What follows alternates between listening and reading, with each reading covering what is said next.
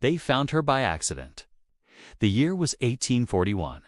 A group of masons had been hired to restore the crumbling eastern wall of St. Aurelius Convent, an abandoned Carmelite monastery clinging to the cliffs of northern Brittany like a dying hand gripping stone. The place had stood empty for over a century, beaten by sea winds and time. Its chapel half swallowed by ivy, its corridors sagging like a spine bent with age.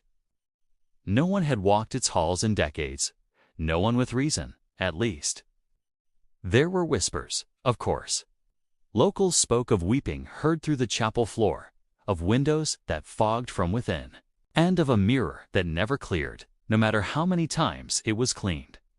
But these were stories for stormy nights, dismissed by anyone with sense or money, until the wall cracked. It happened when one of the masons, a young man named Louis Moreau, struck a seam that echoed wrong, hollow.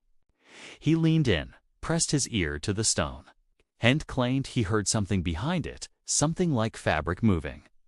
Slowly, as if brushed by air, in a space that should not have existed.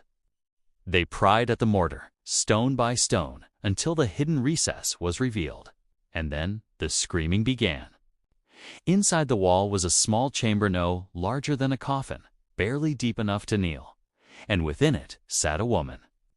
Perfectly upright, perfectly preserved. Her dress was of 17th century linen, yellowed with age but intact, cinched at the waist with a black ribbon. Her hands were folded in her lap, rosary clutched so tightly the beads had embedded themselves into her fingers. Her face, pale and narrow, bore no decay, no sign of time. Only her eyes betrayed her, open, wide, and glassy, as though frozen in the moment just before breath surrendered. The masons fled. One claimed he saw her blink. Another fell and broke his leg, trying to escape the cloister. Louis Moreau never spoke again, not a word, not even to his wife, until the day he walked into the sea and did not return. The authorities sealed the convent once more, but the damage had been done. Newspapers called her the Walled Saint. Scholars speculated she was a martyred nun, punished for forbidden love or witchcraft. The church denied everything.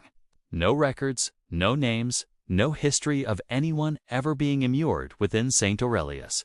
But that was a lie. Because in the archives of Rennes, in a drawer misfiled under liturgy, there exists a single brittle letter unsigned, undated, but written in a feminine hand. It begins without salutation and ends without farewell. Its final line is smeared, as though by tears. And it reads, "If stone is to be my tomb, then let the walls remember my name, Sister Thérèse du Miroir." The mirror, it seemed metaphorical, poetic, until someone recalled the convent's most peculiar relic, a full-length, silver-backed mirror, framed in ironwood, which hung beside the chapel's altar. Unusual. Certainly mirrors were rarely placed near sacred spaces, and never in houses of cloistered women. But St. Aurelius had always been strange. For over 2 centuries, that mirror has defied explanation. Even now, visitors to the chapel when allowed report the same phenomenon. The glass remains fogged, as if someone inside the mirror is breathing slowly, endlessly, from the other side. No cloth can wipe it clear. No heat dispels the mist. And sometimes, just sometimes, a shape appears in the center of the clouded pane, a woman's silhouette, seated upright, head bowed, hands folded, exactly as she was found. But the truly unsettling part, the part no one includes in official reports, is this: her reflection never faces the room. It always faces the wall, the one where she was entombed. The mirror was removed only once. It happened 6 weeks after the woman in the wall was found, when a young antiquarian named Henry de Clare arrived from Paris. Claiming academic authority and backed by a forged letter of ecclesiastical approval, he was not interested in prayers or saints.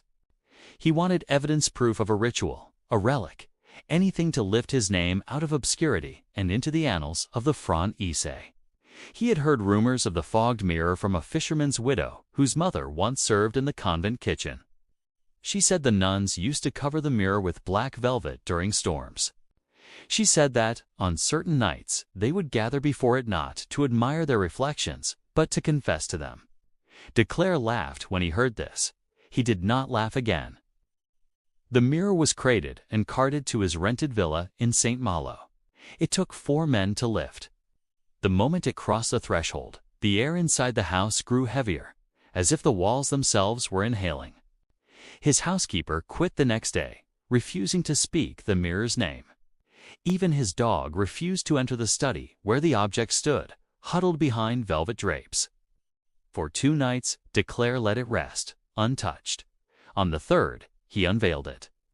What he saw, we can only guess. His notes from that evening are frantic, scrawled across the margins of a prayer book. They speak not of glass, but of water of depth, of movement beneath the surface. He wrote, not a reflection, a threshold. She watches from the other side, not at me, past me, behind me. At dawn, the mirror was covered again. That afternoon, he visited the diocesan archive. He requested sealed documents papers marked anathema, 1680. At first, the clerk refused. But De Clare was persuasive. And when he returned home, he carried with him a bundle of yellowed parchment bound in wax string. They told a story the Church had long buried. In 1679, Sister Thérèse du Miroir entered St. Aurelius as a novice. She was 17. Born to nobility, but illegitimate, her presence was tolerated more than welcomed.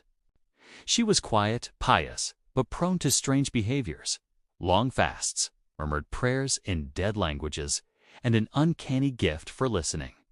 Other sisters said she could hear thoughts before they were spoken. Birds landed on her windowsill and did not flee. Infants stopped crying in her arms. Some said she was touched by God. Others whispered of something far older. But what most disturbed the abbess was Thérèse's obsession with the mirror. She spent hours before it, not gazing at herself, but speaking to the glass, to the mist within it, to someone. One sister claimed she saw the mirror breathe. Another said she heard a second voice echo from inside the pane, soft and lilting, but hungry. Then the illnesses began. One by one, the sisters grew weak, sleepwalking, trembling, speaking in strange tongues. The abbess fell ill, awoke screaming that her face had melted, and died without her tongue.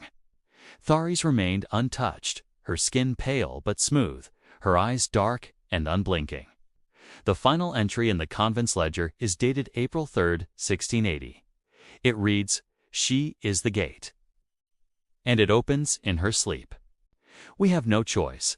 Let the walls contain what heaven cannot. That night, 13 sisters swore a silent vow, removed Thérèse from her cell, and sealed her into the eastern wall. No sacraments, no rites, just stone. They left her seated, facing west, facing the mirror. It was not execution, it was a bargain. And it seems she accepted it, because her body did not rot, because the mirror did not crack, because to this day the glass still clouds from within, and no one knows what or who breathes on the other side. As for Henry de Clare, he vanished for days after opening the final parchment. His villa was found locked from the inside. The study door had been nailed shut. No sign of forced entry. Only the mirror remained, uncovered, fogged, and warm to the touch. And in the center of the mist, a new silhouette. A man in 19th century dress, mouth open, eyes wide, as if caught between scream and prayer. They moved the mirror again in 1921. This time, it was not scholars or priests, but soldiers. After the war, France was bleeding Knit's churches hollow, its relics scattered. The Ministry of Culture, desperate to protect what it could, dispatched a small unit to retrieve ecclesiastical artifacts before looters reached them. Among the many crates pulled from St. Malo was one marked only with a wax seal, no label, no manifest. Its contents were not listed in any archive, Yet the moment the crate was opened, the officer in charge ordered it resealed. The mirror was quietly sent to the Day Obeses produce in Peru's a museum that does not appear on tourist maps, housed in the basement of a burned-out opera house.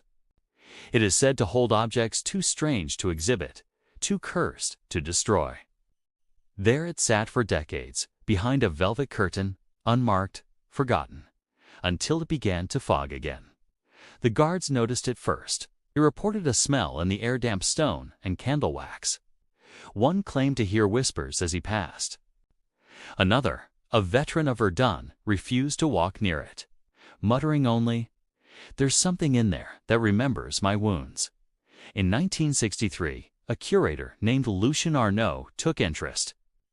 He was meticulous, rational, fond of cigars and skepticism.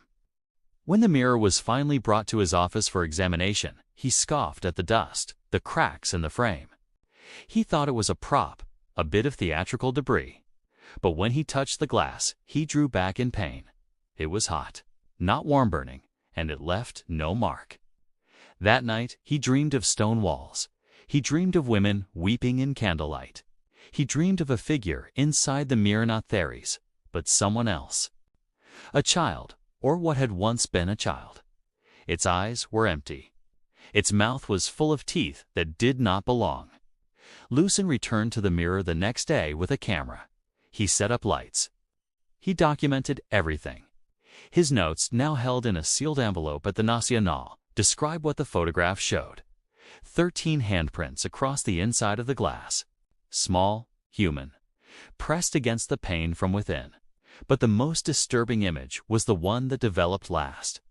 In it, Lucien appears in reflection, holding his camera.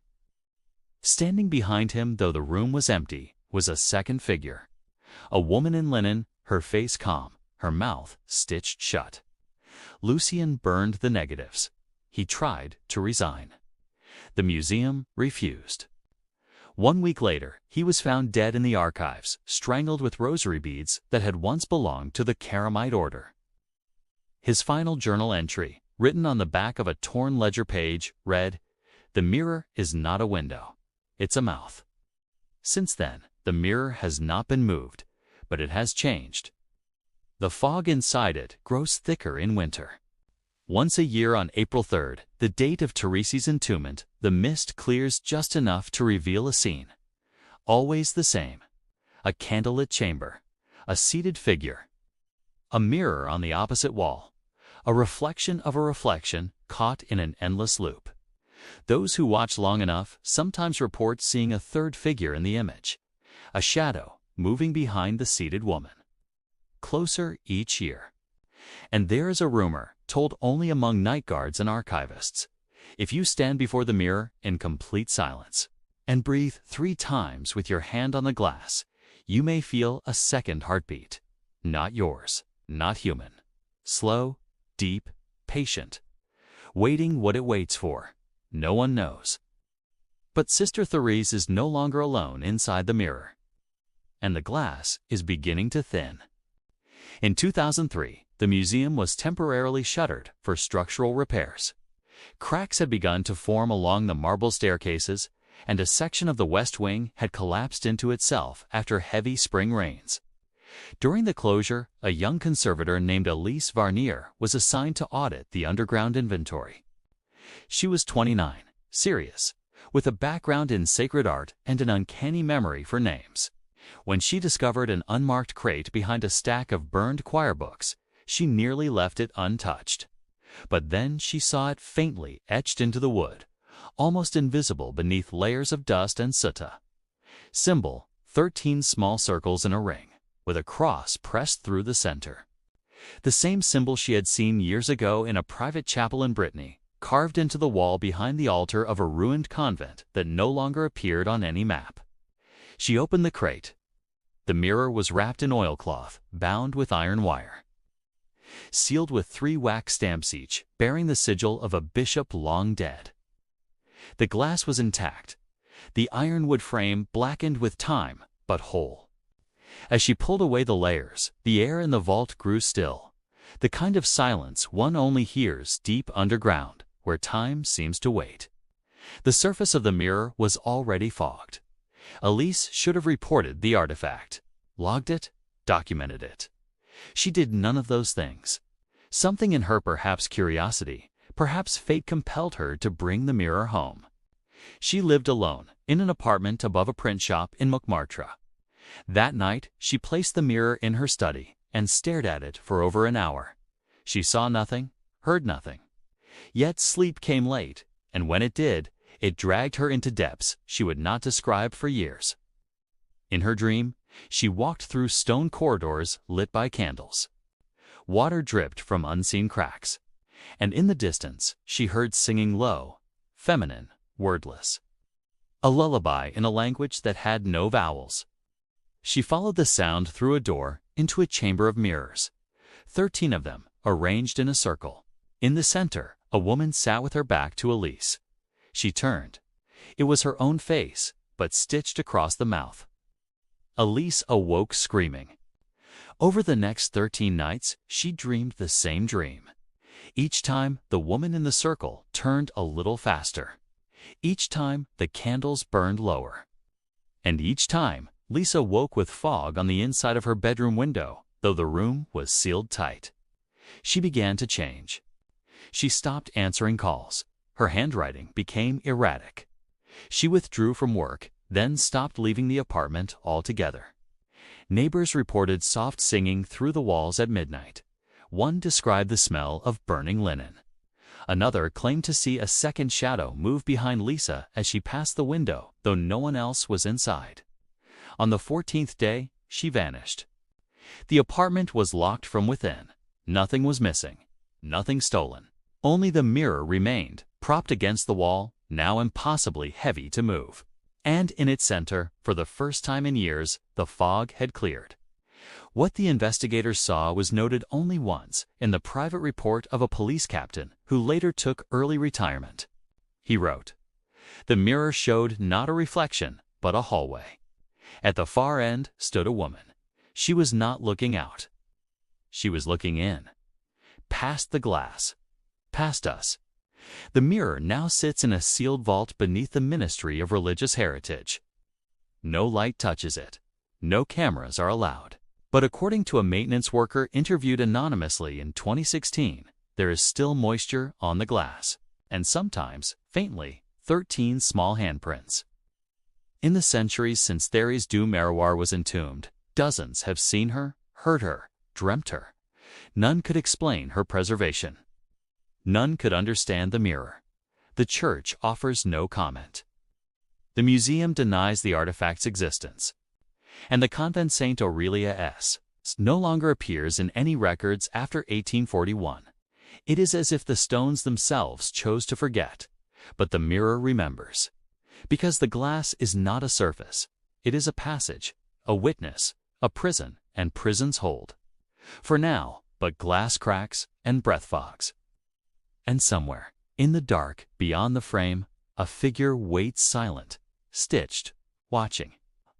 Not at you. Past you.